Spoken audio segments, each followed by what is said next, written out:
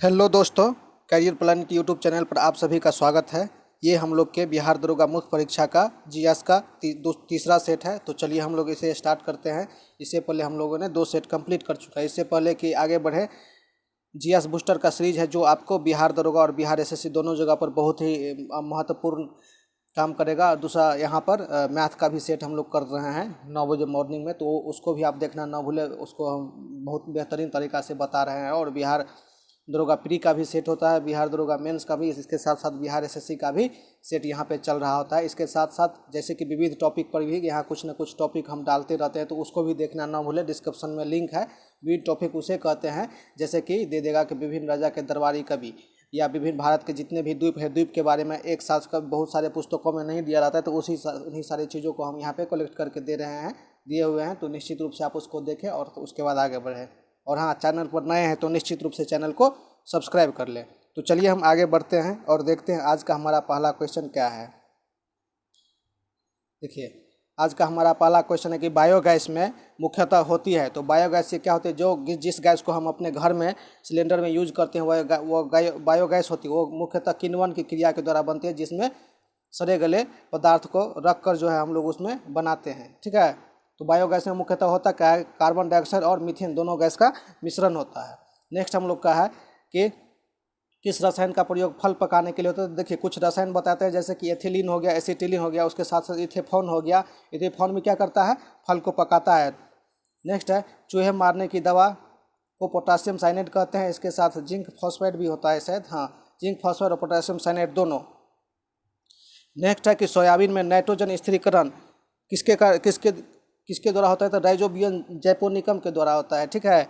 और ये जो है राइजोबियम लेगुमिनेसी, ये मटर के पौधा में होता है, इसके द्वारा नाइट्रोजन स्थिरीकरण। फसल लॉगिंग विधि क्या है, फसल लॉगिंग विधि होता है फसल उत्पादन के लिए पोषक तत्व को जानने के लिए पौधा का विश्लेषण। मतलब फसल को जो आप उत्पादन करेंगे तो कौन कौन से पोषक तत्व देना चाहिए, उसी को हम फसल लॉगिंग विधि कहते हैं। आयोडीन युक्त हार्मोन कौन सा है, तो आयोडीन युक्त हार्मोन कौन सा है, थायरोक्सिन है। इंसुलिन हार्मोन हमारे अग्नाशय के बीटा कोशिका से निकलता है। और एड्रीनल कहाँ से निकलता है, एड्रीनल हार्मोन को हमको एड्रीनल ग्रंथि से निकलते हैं, इसको लॉरो उरो हार्मोन कहते हैं। और एकाएक या अकस्मात रूप से जब कोई काम करते हैं तो उस समय भी जो हम, जैसे हम जा रहे हैं, कोई सांप देख ली, तो हमारे शरीर में एकाएक जो उत्पन्न होता है उसको हम एड्रीनल हार्मोन कहते हैं। ये टेस्टोस्टेरोन हार्मोन महिला के गर्भाशय से निकलता है। नेक्स्ट है हम लोग का घात करो और छिप जाओ। इसको आरएसए विषाणु के द्वारा जो है इसे विख्यात है, घात करो और छिप जाओ के नाम से। नेक्स्ट है कि रतौंधी बीमारी। यहाँ पर देखिए, रतौंधी विटामिन ए की कमी से होता है, रिकेट्स विटामिन डी के कमी से, जिसको सूखा रोग या कुपोषण भी कहते हैं, स्कर्वी विटामिन सी के कमी से होता है, और बेरी विटामिन बी1 के कमी से होता है। नेक्स्ट है गुर्दा। देखिए, मानव शरीर में 2 ऐसा अंग है, गुर्दा और फेफड़ा, जो क्या करता है, शुद्धिकरण का काम करता है। तो यहाँ पे देखिए, ये गुर्दा क्या करता है, गुर्दा रक्त में से यूरिया पदार्थ, जैसे हम जो भी प्रोटीन खाते हैं, प्रोटीन में से यूरिया अलग करता है। ठीक है, कौन करता है, तो गुर्दा करता है। और रक्त में से क्या करता है, कार्बन डाइऑक्साइड को अलग करता है फेफड़ा। ठीक है, दोनों जगह में थोड़ा बहुत अंतर है, और दोनों क्या करता है, रक्त को शुद्ध करने का ही काम करता है। तो यहाँ पर टेंशन नहीं लेना है। यहाँ पे देखिए बोलता है कौन सा कार्य नहीं है, तो जल में रुधिर की मात्रा नियंत्रण करना, बिल्कुल सही बात है, ये गुर्दा काम करता है। जल में शर्करा की मात्रा, जी नहीं, ये शर्करा की मात्रा काम ये नहीं करता है। रक्त में से यूरिया को छानकर बाहर निकालता है, और इसके यहाँ पे गुर्दा से बहुत सारे हार्मोन भी निकलते हैं। तो ये क्या हो जाएगा इसका आंसर, इसका आंसर हो जाएगा ए, हो जाएगा इसका ऑप्शन। सुअरों को मानव रिहायशी क्षेत्र से दूर रखना चाहिए, क्योंकि सुअर से एक रोग फैलता है जिसका नाम है जापानी सिफिलिटिस। नेक्स्ट है कि निम्नलिखित में से किस मध्य पाषाणिक स्थल से पशुपालन के साक्ष्य मिले हैं। तो सराय नाहर राय जो है एक स्थान है जहाँ से मध्य पाषाण काल में पशुपालन के कुछ न कुछ साक्ष्य प्राप्त हुए हैं। तो यहाँ पे देखिए, नेक्स्ट है कि वैदिक साहित्य में मोक्ष क्या होता है, सलाभेशन, जिसको मोक्ष की प्राप्ति कहाँ से, उपनिषद में मोक्ष की बात कही गई है। अष्टादही के लेखक कौन थे, तो पाणिनि साहब थे। और कमेंट में आप हमको ये बताइए पाणिनि किसके दरबार में रहते थे। नेक्स्ट है बुद्ध कौशंबी किसके शासनकाल में थे, तो ये उदयन के काल में आए थे। उदयन ही पाटलिपुत्र का स्थापित करने वाला था। अब यहाँ पे है अहमद शाह अब्दाली भारत के आक्रमण और पानीपत की तीसरी लड़ाई के कारण क्या था। देखिए, अहमद शाह अब्दाली किसके राज्य से बिलोंग करते थे, ये नादिर शाह, जो 1738-39 में भारत पर मोहम्मद शाह के काल में क्या करता है, आक्रमण करता है। 1739 में 1747 में इसके मृत्यु के बाद ये फिर से भारत आता है, इस प्रकार से आक्रमण करते रहता है। तो वो क्या होता है, लाहौर से उसका जो एक वायसराय जिसका नाम तैमूर शाह है, उसको मराठा के द्वारा खदेड़ा गया था। तो उसी का बदला लेने के लिए क्या किया था, उसी का बदला लेने के लिए मराठा द्वारा लाहौर से अपने वायसराय को निष्कासन का बदला लेना चाहता था। तो क्या हो जाएगा, इसका ऑप्शन ए हो जाएगा। नेक्स्ट है कि मुगल सम्राट औरंगजेब कौन सा वाद्य यंत्र बनाते थे, औरंगजेब बिना वाद्य यंत्र बनाते थे। औरंगजेब जोधपुर के शासक जसवंत सिंह को 1658 में धर्मत के युद्ध में पराजित किए थे। धर्मत वर्तमान में मध्य प्रदेश में स्थित है। मुगल प्रशासन में मुहत्सिब क्या होता था, मुहत्सिब लोक आचरण अधिकारी होता था, जिसका ये काम होता था कि कौन सा आदमी पूरे साम्राज्य में कौन सा काम कर रहा है और कोई शासक के विरुद्ध तो कोई कुछ नहीं कर रहा है, तो लोक आचरण अधिकारी होते थे। सभी भक्ति संतों के एक समान विशेषता थी, मतलब जितने भी संत हुए, चाहे वो गुरु नानक हुए या जो भी हुए, तो उसका सभी क्या कहता है, जो वो अपनी भाषा में अपनी भाषा को लिखता था जिससे उनके भक्त समझते थे। अपनी वाणी को उसी भाषा में लिखता था जिसमें उसके भक्त समझते थे, अर्थात अपने मूल भाषा में। अलाउद्दीन खिलजी के समय देवगिरी के शासक रामचंद्र देव थे। उन्होंने अलाउद्दीन खिलजी दक्षिण जीतने के लिए किसको भेजा था, मालिक गफूर को। मालिक गफूर को ही 1000 दिनार में खरीदा था, इसलिए उसे दीन हजारी कहा जाता था। और मलिक गफूर एक हिजरा व्यक्ति था। अब यहाँ पे है नेक्स्ट देखिए, यहाँ पे मिलाना है। तो ये पलामू क्या है, पलामू में बॉक्साइट ज़्यादा उत्पादन होता है। हजारीबाग में क्या होता है, अभ्रक। और भारत में सर्वाधिक अभ्रक कहाँ पर, बिहार में होता है। और ये खेतरी राजस्थान में स्थित है, ये तांबा के लिए। और क्योंझोर जो है उड़ीसा में, ये मैग्नीज के लिए जाना जाता है। नेक्स्ट है कि देखिए, मेटूर बांध कहाँ पर स्थित है। मेटूर बांध जो है तमिलनाडु में है। मयूराक्षी, ये पश्चिम बंगाल में मयूराक्षी नदी पर स्थित है। कृष्णा नदी पर नागार्जुन सागर परियोजना है। हीराकुंड महानदी पर है, उड़ीसा में। नेक्स्ट है ये देखिए, भारत में 2 जगह यात्री का डिब्बा बनता है, रेल यात्री का डिब्बा। एक तो पंजाब के पेरमपुर में बनता है, और दूसरा है पंजाब के कपूरथला में बनता है, और तमिलनाडु के पेरमपुर में बनता है। तो इसका क्या हो जाएगा, ऑप्शन ए हो जाएगा। नेक्स्ट है कि वह राज्य जहां अनुसूचित जनजाति के बारे में आबादी नहीं रखी गई। तो देखिए, पंजाब एक ऐसा राज्य है जहां पर कोई अनुसूचित जनजाति नहीं है। और अरुणाचल प्रदेश एक ऐसा राज्य है जहां केवल और केवल मैक्सिमम अनुसूचित जाति ही है। भारत का वैसा राज्य जो अनाज उत्पादन में सर्वाधिक अंशदान करता है, तो क्या है, उत्तर प्रदेश। उत्तर प्रदेश में लगभग सभी चीज़ें ज़्यादा ही पाई जाती है। नेक्स्ट है कि समताप मंडल में जेठ भाग में जेठ बहुत आसानी से निर्बाध, कोई विघनतापूर्वक नहीं हो, जिसका कारण क्या है। देखिए, समताप मंडल में होता क्या है कि समताप मंडल के निचले भाग में बादल या जलवाष्प नहीं होता है, क्योंकि ये बादल और जलवाष्प और जितने भी मौसमी घटनाएं होती है सभी के सभी क्षोभ मंडल में ही हो जाते हैं। इसीलिए इसका ऑप्शन क्या हो जाएगा, ए हो जाएगा। केवल और केवल एक हो जाएगा, दो में क्या हो जाएगा, दो नहीं होगा। यह है मलक्का जल संधि, हिंद महासागर में है। ये मलक्का जल संधि से जब आप चलेंगे तो कहीं ना कहीं आपको सिंगापुर को क्रॉस करना ही पड़ेगा।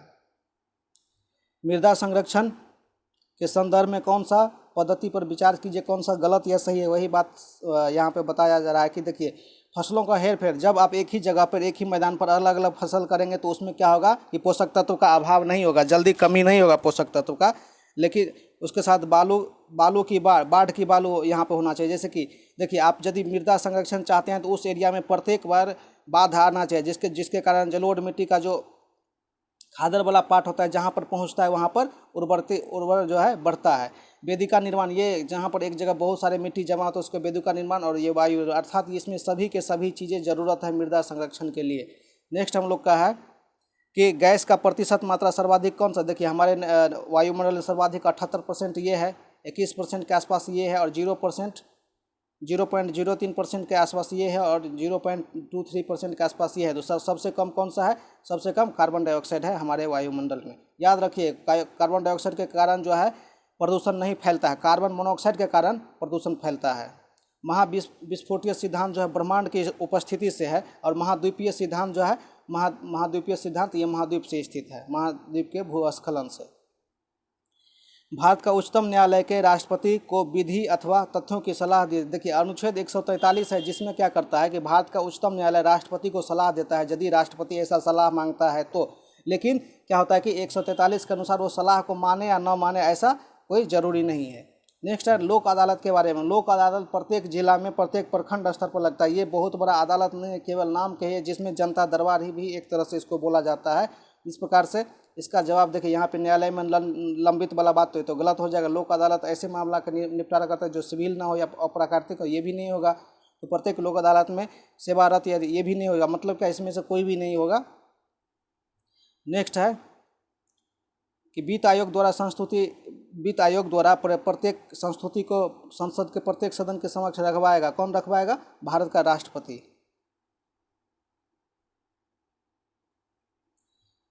किस संविधान संशोधन के द्वारा सामाजिक धर्मनिरपेक्षता, राष्ट्रीय एकता, अखंडता जैसे शब्द भारतीय संविधान में जोड़े गए? तो 42वां संविधान संशोधन, जिसको भारतीय संविधान का मिनी संविधान भी बोला जाता है, इसके अंतर्गत रखाया था। एक बात और याद रखना है, इसमें सार्वभौमिक या सर्वाधिक धर्मनिरपेक्षता, सामाजिक गणतंत्र भी इसमें एक लाइन याद रखना है। इसमें एकता शब्द भी जोड़ा गया था। वित्त बिल के लिए किसकी पूर्व स्वीकृति आवश्यक होती है? तो भारत के राष्ट्रपति के लिए कोई भी वित्त विधेयक या मौनी बिल जब आप लाएंगे, जिसका परिभाषा जो है 109 में और 110 में उसके विशेष प्रक्रिया के बारे में बताया गया है, तो भारत के राष्ट्रपति की पूर्व स्वीकृति बहुत ही आवश्यक होती है।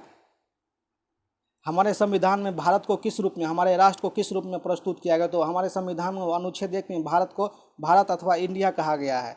नेक्स्ट है हम लोग का भारत में राज्य के अधिवक्ता के बारे में यहाँ पर बात किया जा रहा है। तो भारत में जो राज्य का अधिवक्ता है, अधिवक्ता को नियुक्ति डायरेक्ट जिस प्रकार से केंद्र में कौन करता है? राष्ट्रपति साहब करते, उसी प्रकार राज्य में राज्यपाल साहब स्वतंत्र है कि कहाँ पर किसको करना है।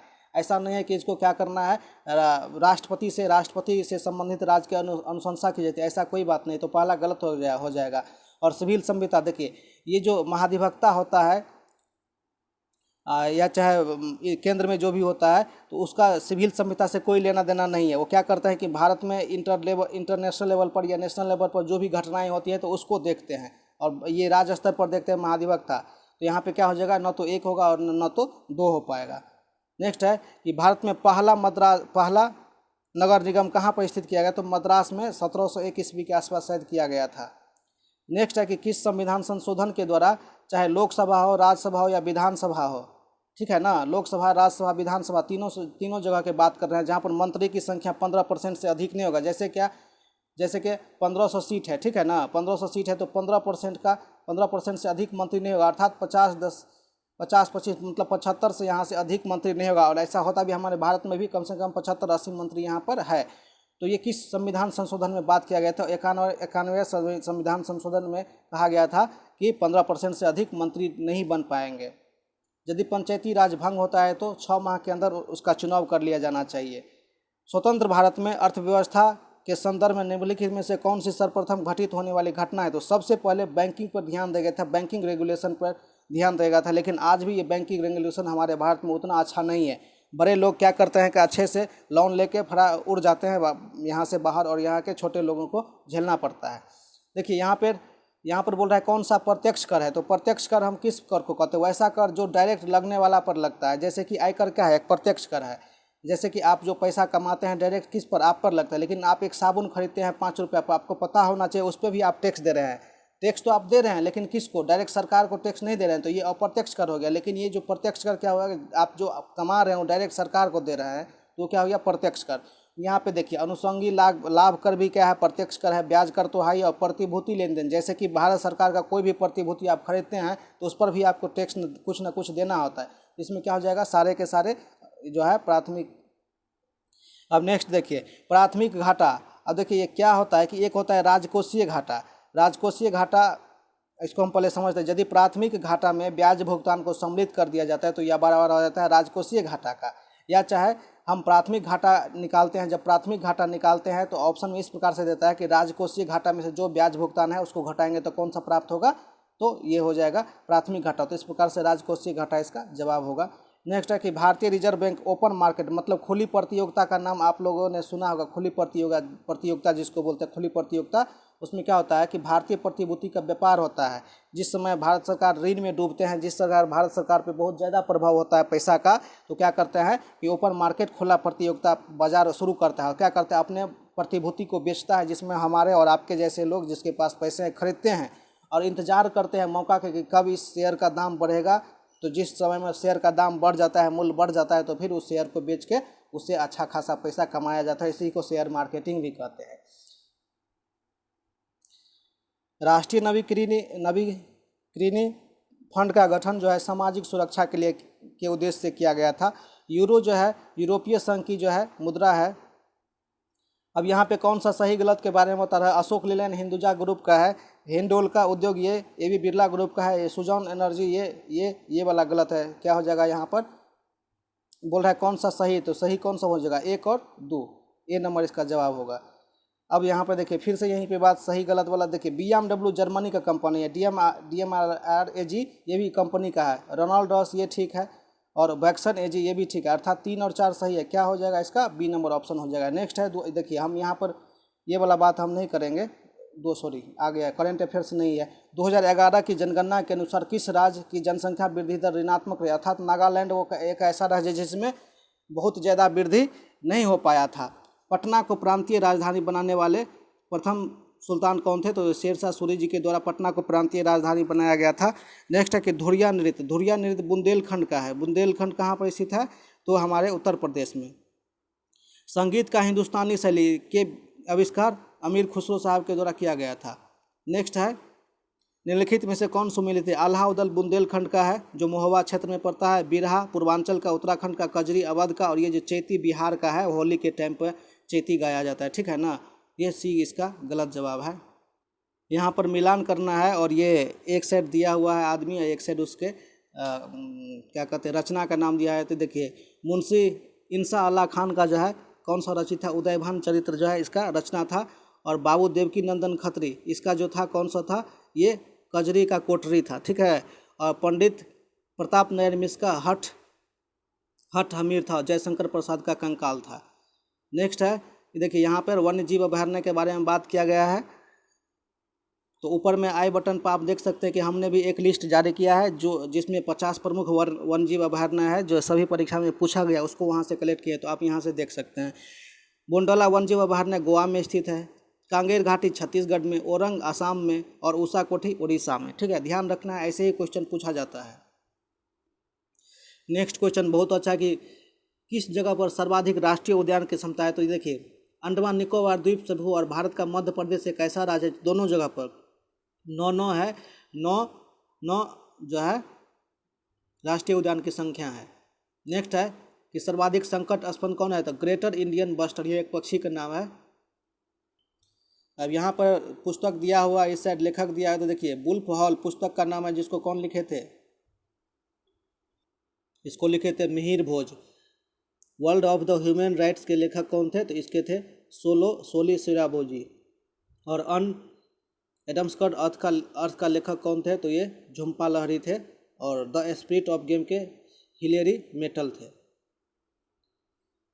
अब यहाँ से ये करेंट अफेयर्स आ गया, तो करेंट अफेयर 2018 का है, तो इसको हम लोग को नहीं देखना है, ठीक है। अब यहाँ पे देखिए समाचार पत्रों में प्रतिबंध हटाने का श्रेय किसको, तो चार्ल्स मेटकॉक को जो है, मेटकॉक को भारतीय प्रेस का जो है मुक्तिदाता बोला जाता है, चार्ल्स मेटकॉक को। ये 2018 का करेंट अफेयर्स है, इसको हम लोग को नहीं देखना है।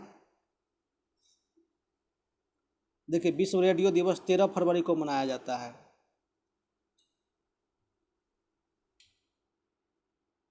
देखिए एक क्वेश्चन आया है, निम्नलिखित में से कौन सा सुल्तान ने दरभंगा का नाम बदलकर तुगलकपुर रख दिया, तो मोहम्मद बिन तुगलक, जिसको रक्त पिपासु शासक भी बोला जाता है, ये तुगलक वंश के दूसरे शासक थे। तो इसी को इन्होंने क्या किया था, दरभंगा का नाम बदलकर तुगलकपुर रख दिया था। मिथिलाधिपति के नाम से कौन से आदमी प्रसिद्ध हो, राम सिंह देव, ये मिथिलाधिपति के नाम से प्रसिद्ध थे। किसके प्रयत्न से बिहार में कांग्रेस का दूसरा प्रांत है, तो श्री दीप नारायण सिंह के प्रयत्न से बिहार में दूसरा कांग्रेस की स्थापना हो पाया था। और भारतीय राष्ट्रीय कांग्रेस का 27वां अधिवेशन बांकीपुर पटना में हुआ था। RN मधोलकर इसके अध्यक्ष बने हुए थे। नेक्स्ट है कि सम्राट शाह आलम द्वितीय ने ईस्ट इंडिया कंपनी को बिहार, बंगाल और उड़ीसा की दीवानी प्राप्त की 12 अगस्त 1765 को इलाहाबाद की पहली संधि के द्वारा की थी, जिस समय में उन्होंने बक्सर का युद्ध हारा था, उस टाइम की बात है ये। गांधी जी ने भारत में पहली बार सत्याग्रह का आंदोलन चंपारण से किया था 1917 ईस्वी में। 1857 की क्रांति के बिहार के नेता कौन थे, तो बिहार के नेता वीर कुंवर सिंह थे। मुजफ्फरपुर किंग्स फोर्ड हत्याकांड, देखिए 1904 1902 ईस्वी में एक मित्र मेला नाम के संगठन बैठता है, फिर इसको बंद करके 1904 में अभिनव भारत के एक गुप्त क्रांतिकारी संगठन बनता है। इसी क्रांतिकारी का एक जो है शाखा, इसी क्रांतिकारी का एक क्रांतिकारी होता है जिसका नाम होता है खुदीराम बोस, जो कलकत्ता से बिहार के मुजफ्फरपुर आता है और किंग्स फोर्ट पर 1908 ईस्वी में क्या करता है, बम फेंक कर उस पर मारने की जो है कोशिश की जाती है और लास्ट में खुदीराम बोस को मात्र 18 वर्ष की आयु में उनको फांसी दे दी जाती है। बिरसा मुंडा रांची से संबंधित थे। जयप्रकाश नारायण किस पार्टी से थे, तो Jayaprakash Narayan socialist party Samajwadi party से थे। और इस प्रकार से आ जाता है हमारा मैथ का क्वेश्चन। मैथ के क्वेश्चन को हम फिर करने वाले हैं आज ठीक 9 बजे। और कल वाले मैथ को यदि आपने नहीं देखा है तो निश्चित रूप से देखिए, क्योंकि उसमें हमने परसेंटेज के बारे में एक बहुत बेहतरीन कंसेप्ट बताया है जो आपको बहुत ही काम करेगा। तो चलिए मिलते हैं फिर हम नेक्स्ट टाइम पे।